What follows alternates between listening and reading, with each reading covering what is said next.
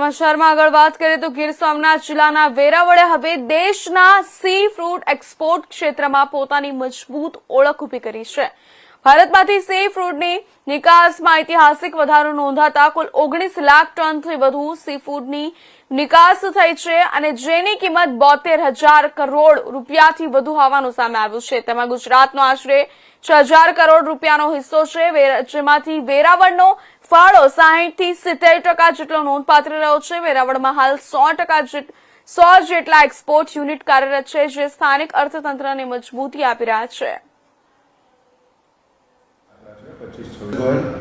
Secretary at seafood export association Gujarat. છેલ્લા વર્ષમાં 25-26ની વાત કરીએ તો હમણાં લેટેસ્ટ જે એક્સપોર્ટ્સના આંકડા આવ્યા છે એમાં ઓલમોસ્ટ 73,300 સમથિંગ, એટલે 73,325 કરોડ જેટલું આપણે એક્સપોર્ટ્સ રૂપીઝ ઓલ ઓવર ઇન્ડિયામાંથી થયેલું છે. અને ગુજરાતની પર્ટિક્યુલર વાત કરીએ તો ગુજરાતમાં નિયરલી 6,000 પ્લસ કરોડનું એક્સપોર્ટ્સ થવા જઈ રહ્યું છે. આ લેટેસ્ટ આંકડા છે 25-26ના.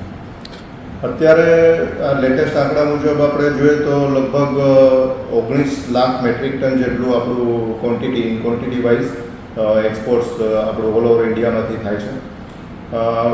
અહીંયા ગુજરાતની અને પર્ટિક્યુલર આપણે વેરાવળની વાત કરીએ તો વેરાવળમાંથી specially ribbon fish, cuttle fish, squid એ આપણું મેજર અહીંયાનું લેન્ડિંગ છે અને એનું એક્સપોર્ટ્સ વેરાવળમાંથી સારા પ્રમાણમાં થાય છે. ખાસ કરીને ચાઇના અને હવે આપણા વેરાવળના ઘણા બધા પ્લાન્ટ યુરોપમાં પણ બહુ સારું એક્સપોર્ટ્સ કરે છે. યુરોપમાં આપણી પર્ટિક્યુલર સ્ક્વિડ અને કટલ ફિશની બહુ સારી ડિમાન્ડ હોય છે. આપણે વેરાવળની જ વાત કરું તો વેરાવળમાં 120 પ્લસ જેટલા યુનિટ છે. એમાં પર્ટિક્યુલર આપણું આ જીઆઈડીસી એરિયામાં જ 120 જેટલા યુનિટ છે. બાકી આપણા આજુબાજુના બંદરોમાં માંગરોળ, પોરબંદર, દીવ એમાં પણ નાના મોટા યુનિટ છે. એમ કરીને આપણે અહીંયા ઓવરઓલ 135-40 જેટલા યુનિટ્સ છે આપણી પાસે. એક્સપોર્ટ્સ જનરલી લાસ્ટ યર કરતાં ડેટા જોઈએ તો આપણું લગભગ 10-12% જેટલું એક્સપોર્ટ્સ વધ્યું છે. લાસ્ટ યરના ડેટા હતા એમાં 67,000ની આજુબાજુ 67,000 કરોડનું એક્સપોર્ટ્સ હતું ઓલ ઓવર ઇન્ડિયામાં.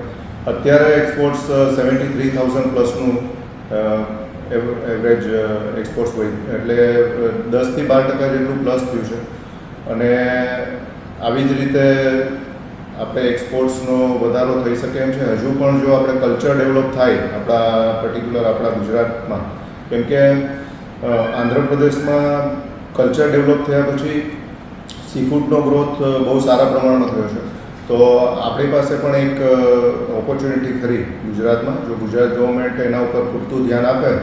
હમણાં જ મારે એક એમપીડાના ઓફિસર સાથે વાત થઈ હતી, એટલે હવે ગુજરાત ગવર્મેન્ટ પણ આ બાબતમાં ધ્યાન આપે છે અને આગળ જતાં અમે પણ એમાં ઇન્ટરેસ્ટ લઈ અને સારા એવા અહીંયા એરિયા ડેવલપ થાય કલ્ચર માટે એવા પ્રયાસ કરશું. તો પર્ટિક્યુલર અમારું માનવું એવું છે કે આપણું જે એક્સપોર્ટ્સ છે વેરાવળમાંથી ઓનલી વાઇલ્ડ કેચ, એટલે કે જે આપણે દરિયામાંથી જે કેચ કરીએ છીએ એનું જ એક્સપોર્ટ્સ થાય છે વધુમાં વધુ. પણ જો એની સાથે કલ્ચરનું પણ જોડાય તો આપણું જે અહીંયા લેબર ઓરિએન્ટેડ જે બિઝનેસ કહેવાય, આપણું અહીંયા જીઆઈડીસીમાં હજારોની સંખ્યામાં આપણે લેબરને રોજગારી આપીએ છીએ, તો એ રોજગારી હજુ પણ આપણે સારી રીતે વધુ લોકોને આપી શકીએ. ઘણીવાર એવું થતું હોય છે કે આપણે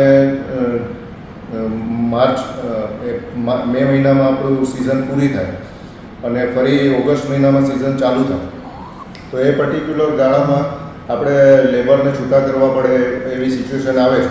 તો જો કલ્ચર અને બીજું બધું આપણું ડેવલપમેન્ટ હોય અને એમાંથી જો અમે એક્સપોર્ટર્સને જો અમે પ્રોસેસ માટે મટીરિયલ મળી રહેતું હોય તો અમારે લેબર છૂટા કરવાની પણ કોઈ જરૂરિયાત ન રહે અને ઓલ ઓવર ધ યર અમારું એક્સપોર્ટ્સ ચાલે.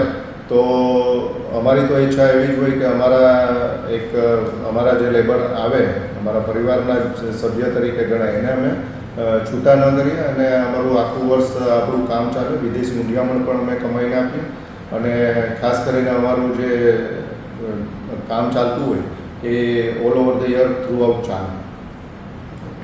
પર્ટિક્યુલર કલ્ચરની વાત કરીએ ને તો કલ્ચર જો ડેવલપ થાય તો એમાં આજુબાજુના ગ્રામ્ય વિસ્તારોમાં પણ ખાસ કરીને જે જમીનો જે જ્યાં કૃષિલાયક જમીન નથી, ખાસ કરીને તો આપણે કહી શકાય જે કૃષિલાયક જમીન નથી એને આઈડેન્ટિફાઈ કરી અને જો સરકાર એમાં પ્રયાસ કરે અને અમે પણ એને ડેવલપ કરીએ તો એમાં કલ્ચર ડેવલપ થાય, ઝીંગા ફાર્મ બને તો લોકોને સીધી રોજગારી મળે, આજુબાજુના ગામના વિસ્તારના લોકોને રોજગારી મળે અને ખૂબ સરસ પ્રમાણમાં આગળ જતાં આપણે રોજગારી વધુ લોકોને આપીશું. જી, હમણાં જે ઈરાન, યુએસ અને ઇઝરાયલનું જે કોન્ફ્લિક્ટ ચાલી રહ્યું છે એ હજી સુધી શમ્યું નથી, તો એના લીધે ખાસ કરીને અમને એક્સપોર્ટરોને ડિફિકલ્ટીઝ તો રહે જ છે. એમાં ફ્રેઇટમાં ખાસો એવો વધારો થયો છે.